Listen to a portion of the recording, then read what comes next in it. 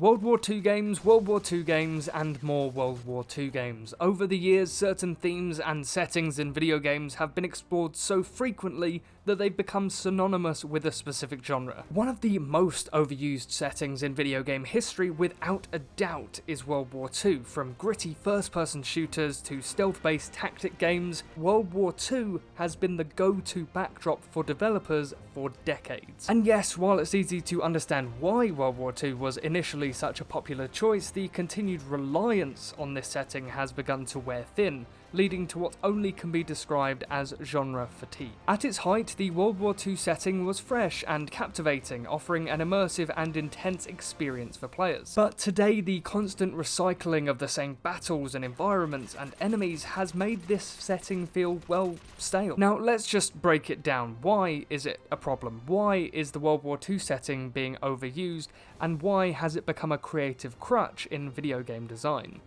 World War II setting exploded in popularity during the early days of modern gaming, especially with the emergence of first-person shooter games like Call of Duty, Medal of Honor, and Battlefield. All of these games took players to the front lines of some of the most well-known conflicts, letting them storm the beaches of Normandy or fight their way through bombed cities and battle against a clear, established enemy. And at first, this setting was an effective way to create immersive, high-stake action while also grounding the experience in a familiar and historically significant context. The success of early World War II titles can be attributed to their accessibility and cinematic intensity. For many players, these games were their first experience of large-scale warfare simulation, and all of these games offered an adrenaline-pumping combination of immersive combat and historical spectacle. But more and more titles jumped on this bandwagon, and the novelty began to fade, and so players just started to see the cracks in this overused template. One of the biggest issues with the overuse of World War II in gaming is the repetitive nature of the setting. Many of these games focus on the same key battles, locations, and scenarios. The D-Day invasion of Normandy, the storming of Berlin, and the Battle of Stalingrad have all been depicted so often that players can practically navigate these battlefields with their own eyes. And take Call of Duty, for example. This franchise made a name for itself with World War II shooters, from the original games to more recent entries like World War II and Call of Duty Vanguard. And while these later entries have improved graphically and offer more refined mechanics, the underlying structure remains largely unchanged. Players are still shooting their way through European towns, storming heavily defended beaches and battling Nazi soldiers in environments we've seen countless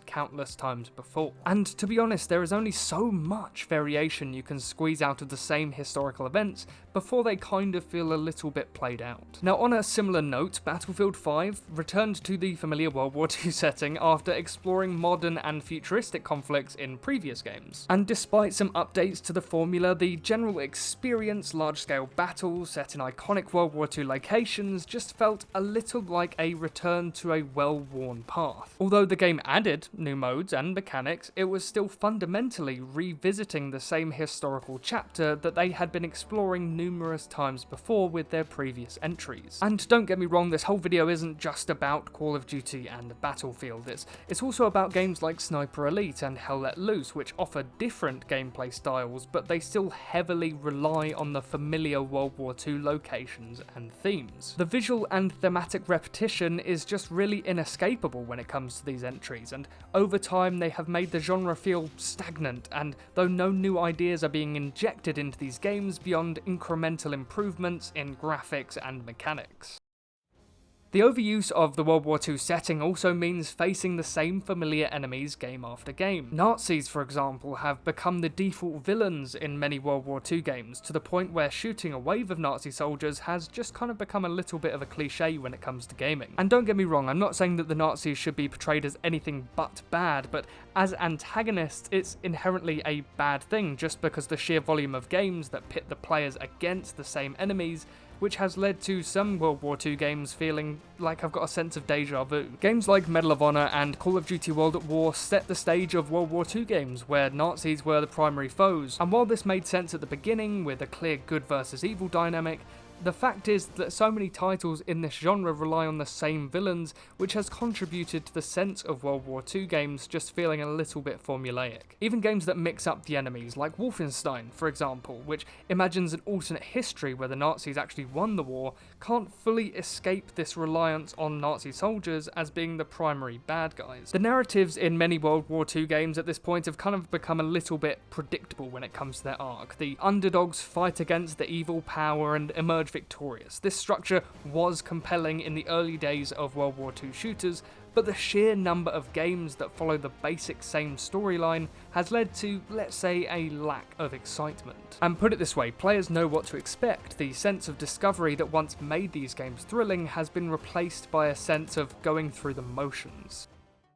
While the World War II setting is most associated with first-person shooters, it's not limited to that genre. Even games outside of the first-person shooter space, like strategy titles and stealth games and action-adventure experiences, have leaned heavily into this historical era. Sniper Elite, for example, while offering a more tactical and stealth-based approach, is still grounded in the familiar World War II space and environments, and the game's slower-paced, methodical combat may feel different from the frantic action of something like Call of Duty or Battlefield, but its backdrop is the same war-torn Europe that we've seen time and time again. And in addition to this, even titles like Marvel's 1943 The Rise of Hydra attempted to infuse superhero elements into a World War II narrative. And although the game hasn't released as of yet, it ultimately feels like it may fall into a trap of familiarity. And while the inclusion of Marvel's characters and comic book fantastical elements may add a twist, the setting itself, World War II, may feel like a retread of other games set in the same time period. The over-reliance on the World War II setting across different games has led to a broader problem. No matter the gameplay style or mechanics, it's difficult to set a game in this era and to feel truly original. Whether you're a sniper, a superhero, a squad leader, the environments, enemies, and overall tone remain largely the same. And this is contributing towards the feeling that the genre is kind of creatively stuck in place. So this begs the question, why do developers continue to return to World War II, even though players are growing weary of it? One reason may be that there is a safety and familiarity with the setting. World War II does have a clear, recognisable amount of elements, such as heroes and villains and iconic battles, that make it an easy backdrop for game design. There's just less risk involved because developers know what to expect in terms of player reception. Even when developers try to introduce new elements or gameplay features, setting a game during World War II offers a built-in narrative structure that is just too easy to follow. And additionally, World War II in its entirety has been thoroughly researched and documented and depicted in various forms of media, from TV shows to movies and books, and this means that there is a wealth of material for developers to draw upon, making it a bit simpler to create a realistic war game without having to craft an entirely original world. And it's just that convenience that has led to World War II becoming a crutch for many game developers who may not want to take the risk of creating a more imaginative setting. Factors that contribute towards World War II games' success, like Medal of Honor and Call of Duty 2, set the bar for World War II shooters, and many developers have tried to recapture the success of those early games, by sticking to the same tried and true formula. Now, by doing so, they have actually created a situation where too many games are treading the same ground without actually offering anything new when it comes to innovation. As games continue to evolve, players are increasingly seeking out new and creative original settings. The rise of games like The Witcher and Horizon Zero Dawn and Red Dead Redemption show that there is a huge appetite for fresh worlds and imaginative stories. And these games transport players to entirely new places, full of wonder and mystery, rather than just relying on the same familiar backdrop of real-world conflicts. Even within the first-person shooter genre, players are leaning towards games that take risks when it comes to their settings. Games like Destiny 2, which blends sci-fi and fantasy elements, or The Last of Us, which incorporated post-apocalyptic settings and emotionally driven stories through that. And I understand that some of these bigger franchises like Call of Duty and Battlefield have strayed away from the World War II setting, but they just keep coming back to it. And with these amazing and creative settings, it allows engaging experiences without relying on well-worn tropes like World War II. Indie games are also a huge role in shifting shifting players away from overused settings. Games like Hades and Celeste and The Outer Wilds offer fresh, original worlds that are built from the ground up with unique mechanics and innovative storytelling. And these games don't just avoid World War II settings, they actively push boundaries of what gaming can be, and players are responding to that type of creativity. This doesn't mean that World War II should be completely abandoned as a setting. It is a really rich period with plenty of untold stories, and there is still potential for innovation. However, if developers want to keep players engaged, they need to break free from the repetitive formula that has dominated World War II games for far too long. One way to do so is maybe by exploring lesser known aspects of war instead of just rehashing the same battles. Developers could focus on different parts of the war, which have been less commonly depicted in video games. And steering away from the same stories could provide a fresh perspective that has been yet thoroughly explored through a traditional World War II game. And heck, maybe even take a page out of Wolfenstein's book with its alternate history approach. By taking the familiar World War II setting and twisting it in an unexpected way, Wolfenstein was able to inject new life into a tired formula. And I really think that more games could take this route by blending World War II themes with science fiction, fantasy, or alternate history narratives. Because games like BioShock did that, and they were opening up new avenues for storytelling while still grounding the game in a familiar setting.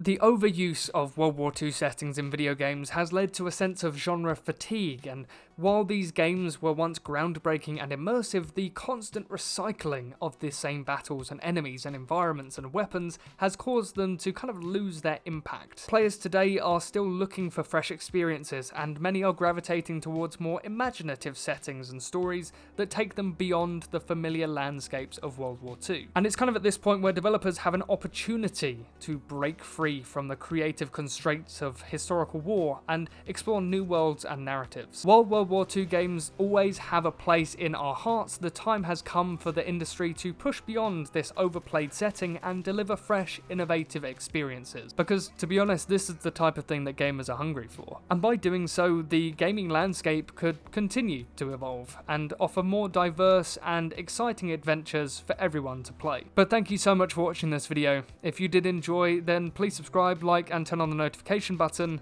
and I'll see you in the next video.